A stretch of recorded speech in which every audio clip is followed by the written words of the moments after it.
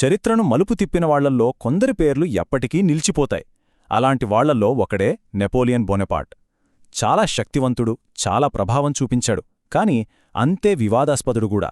అసలు తనొక మేధావా లేక ఒక క్రూరమైన నిరంకుశుడా? రండి, ఈ ప్రశ్నతోనే మన ఈ చర్చను మొదలుపెడదాం. నెపోలియన్ గురించి మాట్లాడితే జనరల్గా రెండు వర్గాలు కనిపిస్తాయి. ఒకవైపు అతన్ని ఒక హీరోగా చూసేవాళ్లు, విమోచకుడు, గొప్ప సంస్కర్త, అద్భుతమైన సైనిక వ్యూహకర్త అంటారు.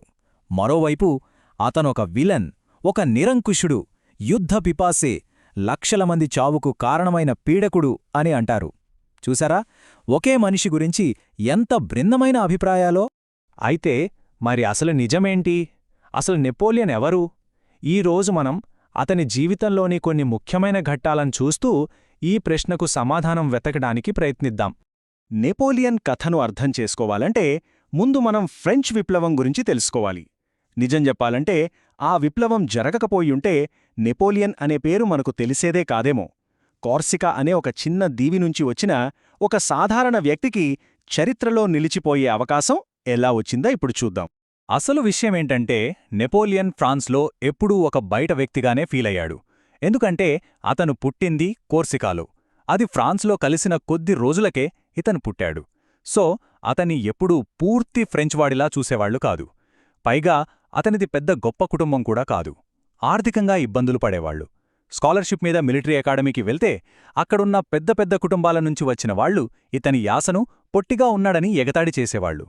ఈ అవమానాలే అతనిలో పాత వ్యవస్థపై ద్వేషాన్ని, ఎలాగైనా పైకి రావాలన్న కసిని పెంచాయి. సరిగ్గా అప్పుడే 1789లో ఫ్రెంచ్ విప్లవం వచ్చింది. అంతే, పాత వ్యవస్థ మొత్తం తలకిందులైపోయింది. రాజులు, రాణులు, గొప్పింటిలో పుడితేనే అధికారమన్న రూల్స్ అన్నీ బద్దలయ్యాయి. ఇప్పుడు పుట్టుక కాదు ముఖ్యం, టాలెంట్, సామర్థ్యం ఉన్నవాడిదే రాజ్యం. ఇక నెపోలియన్ లాంటి వాళ్లకు ఇంతకంటే మంచి అవకాశం ఇంకేముంటుంది చెప్పండి? మరి ఆ అవకాశాన్ని నెపోలియన్ ఎలా వాడుకున్నాడు? ఒక సాధారణ ఆర్టిలరీ ఆఫీసర్ స్థాయి నుంచి ఫ్రాన్స్కే హీరోగా ఎలా మారాడు? అతని ప్రస్థానంలో కీలకమైన మలుపులను ఇప్పుడు చూద్దాం. అతని పేరు మొదటిసారిగా మారుమోగింది 1793లో టూలాన్ ముట్టడిలో. అక్కడేం జరిగిందంటే, రాజుకు సపోర్ట్ చేసే వర్గాలు బ్రిటిష్ వాళ్ల సహాయంతో ఆ పోర్టుని కంట్రోల్లోకి తీసుకున్నాయి. అప్పుడు నెపోలియన్ ఒక డేరింగ్ ప్లాన్తో ముందుకొచ్చాడు. మనం ఆ పోర్ట్ను క్లియర్గా చూడగలిగే ఆ కొండను కొట్టుకుందాం, అక్కడ్నుంచి వాళ్ల షిప్పుల మీద ఫిరంగులతో నాన్ స్టాప్గా దాడి చేద్దాం అన్నాడు. And it worked. అతని ప్లాన్ సక్సెస్ అయింది. బ్రిటిష్ రాజరిక దళాలు తోకముడిచి పారిపోయాయి. ఈ ఒక్క విజయంతో అతని దశ తిరిగిపోయింది. అప్పటికి అతని వయసు ఎంతో తెలుసా? కేవలం 24 ఏళ్లు. ఆ వయసులోనే అతన్ని బ్రిగేడియర్ జనరల్గా ప్రమోట్ చేశారు. ఆలోచించండి, అతని ఎదుగుదల ఎంత వేగంగా ఉందో. నెపోలియన్ గొప్ప ఆర్మీ జనరల్ మాత్రమే కాదు, ఒక మాస్టర్ ప్రొపగాండిస్ట్ కూడా. అంటే తన ఇమేజ్ను బిల్డ్ చేసుకోవడంలో కింగ్. ఉదాహరణకు ఈ ఫేమస్ పెయింటింగ్ చూడండి. ఒక వీరుడిలా ఒక అద్భుతమైన గుర్రం మీద ఆల్ప్స్ పర్వతాలను దాటుతున్నట్టుంది కదా. కాని అసలు నిజమేంటంటే అతను ఆ ప్రయాణం చేసింది ఒక మామూలు కంచెరగాడిద మీద. చూశారా, రియాలిటీకి ప్రచారానికి ఎంత తేడా ఉందో? తనను తాను కో హీరోలా ప్రొజెక్ట్ చేసుకోవడంలో అతను ఎంత కేర్ తీసుకున్నాడో దీన్ని బట్టి అర్థమవుతుంది. సరే, అధికారం చేతికొచ్చాక చక్రవర్తిగా నెపోలియన్ ఏం చేశాడో ఇక్కడే అతని కథలో అసలైన ట్విస్ట్ ఉంది. అతని పాలన మొత్తం వైరుధ్యాలమయం. అతను ఒకే సమయంలో ఒక నిర్మాతగా, ఒక వినాశకుడిగా పనిచేశాడు. మొదట మంచి పనుల గురించి మాట్లాడుకుందాం. నెపోలియన్ ఫ్రాన్స్ను పూర్తిగా ఆధునీకరించాడు. అన్నిటికంటే ముఖ్యమైంది నెపోలియనిక్ కోడ్, అంటే దేశంలో ఉన్న మగ పౌరులందరికీ ఒకే రకమైన చట్టం. అప్పట్లో ఇది ఒక విప్లవాత్మకమైన మార్పు. చట్టం ముందు అందరూ సమానమే అని చెప్పింది. ఆ కోడ్ ప్రభావం ఎంత గొప్పదంటే ఇప్పటికీ చాలా దేశాల్లోని చట్టాలకు అదే ఆధారం. అంతేకాదు, బ్యాంక్ ఆఫ్ ఫ్రాన్స్ను ఏర్పాటు చేసి దేశ ఆర్థిక వ్యవస్థను గాడిలో పెట్టాడు. ఎడ్యుకేషన్ సిస్టమ్ను మార్చాడు. శతాబ్దాలుగా ఉన్న ఫ్యూడలిజంను అంతం చేశాడు. కాని అదే సమయంలో అతని చేసిన ఒక పని అతని కీర్తికి ఒక పెద్ద మచ్చ. ఫ్రాన్స్లో అందరూ సమానం అని చట్టాలు చేస్తూనే మరోవైపు ఫ్రెంచ్ కాలనీలలో రద్దు చేసిన బానిసత్వాన్ని మళ్లీ ప్రవేశపెట్టాడు. ఇది నమ్మశక్యం కాని వైరుధ్యం. అతని వారసత్వంలో ఇది ఎప్పటికీ ఒక చీకటి అధ్యాయం. ఇక అతని నిరంకుశత్వానికి ఇదొక పక్కా ఉదాహరణ. 1804లో తనే చక్రవర్తి కావాలని ఒక రెఫరెండం పెట్టాడు. రిజల్ట్స్ ఎలా వచ్చాయో తెలుసా? 99.9% మంది ప్రజలు అవును అన్నారట. నమ్మడానికి కొంచెం కష్టంగా ఉంది గదా? నిజమే. చరిత్రకారులేమంటారంటే వాస్తవానికి అతనికి 50% మద్దతు కూడా లేదు. అంటే ఆ ఓటింగ్ మొత్తం ఒక పెద్ద నాటకం. నేను స్వేచ్ఛ, సమానత్వం లాంటి విప్లవ ఆదర్శాలను వ్యాప్తి చేస్తున్నానని చెప్పుకునేవాడు. కాని ఆచరణలో ఏం చేశాడు? తను గెలిచిన దేశాల్లోని రాజులను తీసేసి ఆ స్థానాల్లో స్పెయిన్, హాలండ్ లాంటి దేశాలకు తన సొంత అన్నదమ్ములనే రాజులుగా కూర్చోబెట్టాడు. దీన్నే మనం బంధుప్రీతి అంటాం. మరి ఇది విముక్తి ఎలా అవుతుంది? అసలు అతని మైండ్ సెట్ ఏంటో అర్థం చేసుకోడానికి అతని మాటలే చాలు.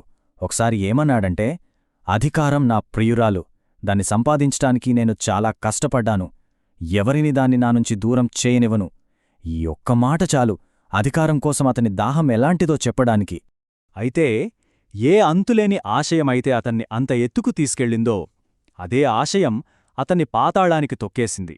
ఒక సామ్రాజ్య నిర్మాత దాని వినాశకుడిగా ఎలా మారాడో ఇప్పుడు చూద్దాం.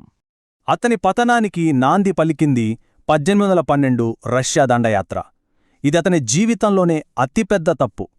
దాదాపు 6 లక్షల మంది సైన్యంతో రష్యాలోకి వెళ్లాడు. కాని రష్యాలోని భయంకరమైన చలి, ఆహారం దొరక్క చివరకు తిరిగి వచ్చేసరికి యుద్ధం చేయడానికి సిద్ధంగా ఉన్న సైనికులు ఎంతమంది మిగిలారో తెలుసా? కేవలం 10,000 మంది. ఇదొక చారిత్రక విపత్తు. ఆ రష్యా దెబ్బ తర్వాత నెపోలియన్ పతనం చాలా వేగంగా జరిగిపోయింది. 1813లో యూరోప్ దేశాలన్నీ కలిసి అతన్ని లీప్జిగ్ యుద్ధంలో ఓడించాయి. 1814లో అతన్ని ఎల్బా అనే దీవికి పంపించేశాయి. కాని అతను ఊరుకోలేదు. అక్కడ్నుంచి తప్పించుకొని మళ్లీ 100 రోజులు అధికారం చేజిక్కించుకున్నాడు. కాని అదంతా తాత్కాలికమే. 1815లో ప్రసిద్ధ వాటర్లూ యుద్ధంలో అతని కథకు ముగింపు పడింది. ఫైనల్గా అతన్ని సెయింట్ హెలెనా అనే మారుమూల దీవికి పంపేశారు. అక్కడే అతను కన్నుమూశాడు. సరే, అతను చనిపోయి 200 సంవత్సరాలు దాటిపోయింది. అయినా సరే మనం ఇప్పటికీ నెపోలియన్ గురించి ఎందుకు మాట్లాడుకుంటున్నాం? అతని వారసత్వంలో ఏముంది అంత స్పెషల్? ఎందుకంటే అతని వారసత్వం ఒక నాణేనికి 2 వైపుల లాంటిది. ఒకవైపు అతను గొప్ప నిర్మాత, ఆధునిక చట్టాలు, మంచి పరిపాలన, విప్లవ భావాలు ఇలా ఎన్నో ఇచ్చాడు. కాని మరోవైపు అతను ఒక వినాశకుడు. అతని యుద్ధాల వల్ల లక్షల మంది ప్రాణాలు కోల్పోయాడు. బానిసత్వాన్ని మళ్లీ తీసుకొచ్చాడు. తనను వ్యతిరేకించిన వాళ్ల గొంతు నొక్కేశాడు. నిరంకుశుడుగా పరిపాలించాడు. అందుకే అతను హీరోనా విలనా అన్నది పక్కన పెడితే ఒక్క విషయం మాత్రం నిజం. అతను యూరప్ మ్యాప్ను ఎప్పటికీ చెరిగిపోని సిరాతో తిరిగి రాశాడు.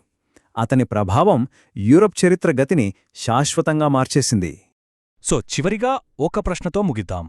వినాశనం ద్వారా దేశాలను నిర్మించే నాయకులను చరిత్ర ఎలా అంచనా వేయాలి? వాళ్లు చేసిన మంచిని, వాళ్ల వల్ల జరిగిన చెడుని ఎలా బ్యాలెన్స్ చేయాలి? ఇది కేవలం నెపోలియన్ గురించిన ప్రశ్న కాదు. చరిత్రలో ఇలాంటి ఎందరో నాయకుల గురించి మనం ఆలోచించాల్సిన ప్రశ్న.